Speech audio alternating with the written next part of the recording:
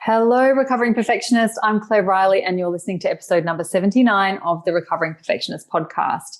Today, I'm talking about how your content and your brand work together. I had a beautiful conversation with someone around this recently, and I thought I'd come over and share some of the key takeaways with you. I think it's a really important part of your brand strategy. So I will be sharing all the links to the other content and the other person who I've had a chat with and everything else at claireriley.co/pod/79. This is the Recovering Perfectionist podcast, and I'm your host, Claire Riley. Alrighty, so let's jump into it. So as I mentioned before, I was interviewed by the beautiful Julie Gibbons recently for a show on in her platforms, where we talked about, she does branding amongst other things, very, very gifted. But we were talking about the ways in which content and our content strategy overlaps and works with our brand strategy.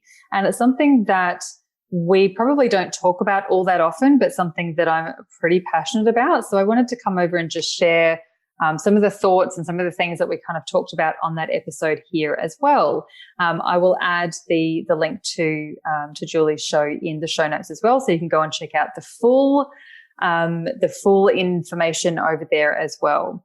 So look, I guess for me, one of the big things about how content and brand work together is you see it quite often that people go and spend a lot of money, or certainly a lot of time and a lot of blood, sweat and tears most of the time, getting a beautiful brand created, which may include elements such as logo, the colors that you're going to use, the typography and fonts, the imagery, sometimes a photo shoot and the portraits of the person who works in the business, and as well as the words that are used and the whole look and feel of your brand. And I think that's a really important piece of work to do somewhere in your business. Usually at the beginning, I feel like it's probably not super necessary because there's always more iterations. And, we start our businesses and 6 months later, they look different. And 6 months after that, they look different until we kind of finally settle somewhere. And that's where I feel like brand becomes really, really important, to have something that's recognizable and looks and feels like you want it to look and feel, right? However, it doesn't matter how beautiful and cohesive all of that stuff is if you're not connecting with your audience thereafter. Unfortunately, it doesn't work where we create a new brand and we get a beautiful website and then they flock to us. That generally isn't a thing. There's other things that need to go into it, whether you're doing ads or you're writing blogs or you're going on speaking gigs or you've got a podcast or you're sending newsletters, or all of those elements that make up your content. Those are the things that how you're continuing to reintroduce your brand in new and exciting ways all the time. But if you've got a brand that's just sort of sitting there and you're not sharing any content, there's no point having a brand, right? So having content that is consistently and sustainably going out and getting in front of the right people and getting in front of some of the wrong people, so that who's not your people, is really important. So the ways that your brand and content work together are multiple. There's so many different elements of your content that needs brand and brand that needs content. So one of those things is purely just what you talk about. So we talk a lot about, in Batshit Crazy, we talk a lot about social media strategy. And one of the things that we like to talk about in social media is how to post content that's really engaging, that your audience are more likely to engage with, so that you can continue the conversation, etc. The algorithm loves it, and so on and so forth.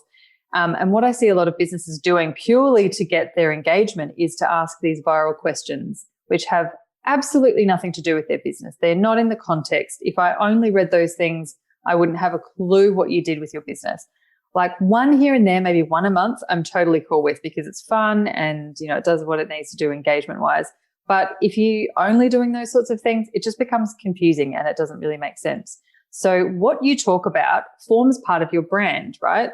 And when you do branding work, whether you do it yourself and you follow some steps or strategies, or you work with a professional branding expert, a lot of the time they will help you define, or you will be able to go through a process to define what sort of words resonate with your audience. What sort of language do you use? Are you up the super professional, super casual end, or somewhere in between on that spectrum. But what it is that you talk about definitely forms part of your brand. What do you do? What space do you play in? What things do you care about? What do you know about? What's your experience? What are your qualifications? All of that sort of thing. So the content that you talk about forms part of your brand about what you're talking about. The next part of it is how you publish. So when we are publishing content, sometimes we don't have control over the format, i.e. on Facebook and that sort of thing. When we're using copy, we pretty much have to copy and paste into Facebook's format. On our imagery, however, we definitely have space to put in our brand elements. So when you're maybe posting something on your Facebook page, you may have a link that will link it, and that will bring in some of your brand elements because it may link to your website, which will have your branding on it, right? It may also include things like your newsletters and infusing your brand elements into your newsletters, so that just to sort of digress for a second, they say that, in fact, this is probably 4 years ago, they said that people need, I think it's 37 points of contact with you online before they choose to buy. And only 12 months before that, it had been 12, and 12 months before that, it had been 3. So you can see, like, we are much less trusting these days, and there are so many more options coming at us that we really need to be sure that you're the right person for us. So most recently, let's just go with 37. So 37 points of contact we need to have with a brand before we can decide if we know, like, and trust them. It's certainly that trust section. So if your audience is seeing a different, inconsistent version of you in those 37 places, it's confusing, and we know a confused mind doesn't buy.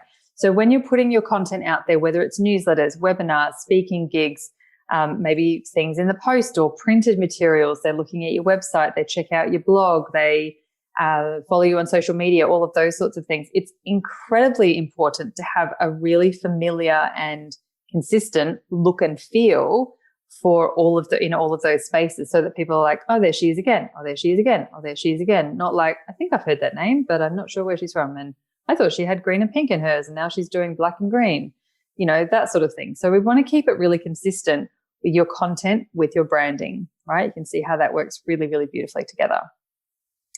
The next thing that I'm going to talk about is your flavor and your voice. So and we've all had this, I guarantee everyone has had an experience either as the doer of this thing, but certainly as the receiver, and I'm going to use a specific example in a second, where we've connected with someone and we've seen a photo of them, or we've read some of their copy, maybe we've read a blog, we might have even watched a video or something like that. And we have booked a call, whether we've paid for it or we are just checking them out to see if we want to sign up for whatever the thing is, and whatever. And that person might come on Zoom, and there's a real disconnect with our expectations versus reality. And that immediately breaks trust and immediately makes us think like, oh, I don't know if I want to part with my hard-earned cash here because I'm not sure that I trust you. So some examples of that is when you might write a blog or something that's super professional and it's in very corporate speak, and it's, I certainly did this when I first started my business. Everything was very corporate. Everything was very professional and polished. And then I'm sure people would get on the phone with me, and I'm a bit of a swear bear, and I was probably a bit more casual than they expected. And there's a bit of a disconnect, like super profesh, super cash. I'm not quite sure which one you actually are. So I'll leave it. Thanks very much. So having the courage to be yourself. And there's another episode coming about magnetism and being yourself and unapologetically infusing yourself into your business and your brand is really important. But being consistent with that and being honest about who you are and what you want your brand to stand for, which could be a little bit different to how you are in your personal life, that's totally cool as long as it's consistent, right? There's definitely a different feel when you see someone super polished on social media and then you get on a call and they're sitting on the couch with the laundry basket in the background. That might make it feel a little bit different. Whereas if you're talking about, I'm a mum and this is how I run my business, and then you're sitting on the couch with your laundry basket, that's totally cool because that's what we were expecting, right? When there's a difference between what we see and what we get, that's when we have that disconnect and a lack of trust. So how your brand and your branding is set up, and that how that relates to and is consistent with your content is really, really important, so that what we see is what we get when we finally get to that next step that you want us to take as well. Cool. And lastly is about frequency and consistency. And this probably seems like a bit of a silly thing to put in with, like, what's frequency and consistency of content got to do with branding? Well, a lot, right? Because when, again, if we have set ourselves up brand-wise to be where we're trustworthy and we're consistent and we'll always be here and we're very predictable, blah, blah, blah. But then we're sending an email here and then we don't send one for 3 months and then we do a blog here and then we don't do a blog for another 12 months and that sort of thing. Again, there's that disconnect. So one of the things that I really love doing, and something I think Julie and I talked about on her show recently, was if you can think about what sort of words and how you want to be described by people who've worked with you or who are just in your business world, and start to infuse those things. So if you want your clients or your followers, your audience to feel empowered, that might mean that you are less in their face and you're like, here's the thing, go and do it. And that's the empowerment part, because you're not hand-holding.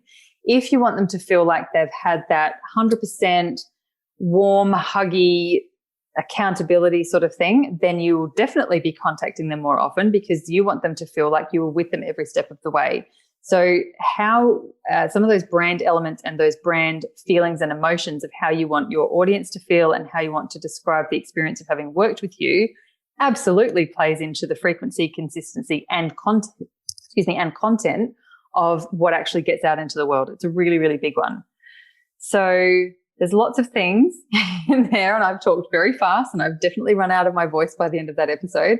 But it is a really important thing to consider that content and brand and branding are not separate. They are integral together, and having that consistency and having it in both ways, content informs brand, brand informs content, and we work together, is absolutely critical for building that know, like, and trust factor with your audience. I hope that's been helpful. That was a bit of a longer episode, so thanks for sticking with me. I hope it was helpful. Leave me any comments, questions, suggestions, ideas, thoughts, anything in the comments. I'd love to know how you feel about all of that. Otherwise, I'll see you on the next episode. Bye for now.